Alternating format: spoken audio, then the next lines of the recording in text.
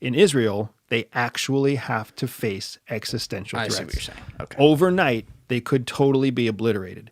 And that's a very real threat to them, right? So they have adopted a methodology there. The Mossad has adopted a methodology that is constantly combating that level of threat. When you say methodology? When it comes to physical attacks on individuals, when it comes to the risks that they take to Like what? Well, I mean, Mossad does some of the most daring raids.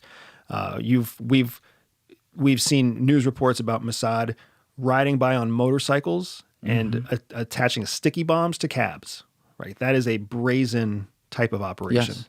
You really only do that when you're in a position of existential threat, right? The Israelis actually rescued, I want to say it was in the 90s, it may have been in the 80s.